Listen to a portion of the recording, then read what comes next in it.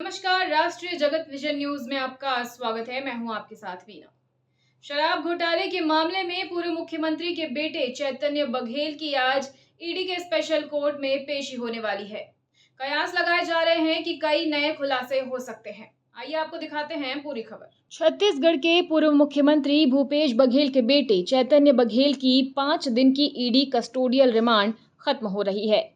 आज उन्हें रायपुर के स्पेशल कोर्ट में पेश किया जाएगा। पिछले 5 दिनों में प्रवर्तन निदेशालय ने शराब घोटाला और मनी लॉन्ड्रिंग मामले में चैतन्य से नए तथ्यों पर पूछताछ की है।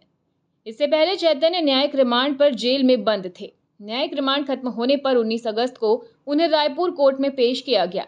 ईडी ने कोर्ट में आवेदन लगाकर चैतन्य की 5 दिन की कस्टोडियल रिमांड मांगी थी।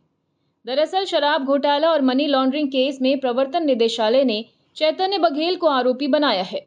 चैतन्य बघेल को 18 जुलाई को भिलाई से गिरफ्तार किया गया था। आरोप है कि शराब घोटाले की रकम से चैतन्य को 16.70 करोड़ रुपए मिले हैं। ईडी के मुताबिक शराब घोटाले से मिले ब्लैक मनी को रियल एस्टेट प्रोजेक्ट्स में इन्वेस्ट किया गया। ब्लैक मनी को व्हाइट करने के लिए फर्जी निवेश दिखाया गया है। साथ ही सिंडिकेट के साथ मिलकर 1000 करोड़ रुपए की हैंडलिंग भी की गई है। और फिलहाल खबरों में इतना ही। अपडेटेड रहने के लिए हमारे चैनल को सब्सक्राइब कर लीजिए। नई खबरों के नोटिफिकेशन के लिए बेल आइकन जरूर दबाइए। नमस्कार।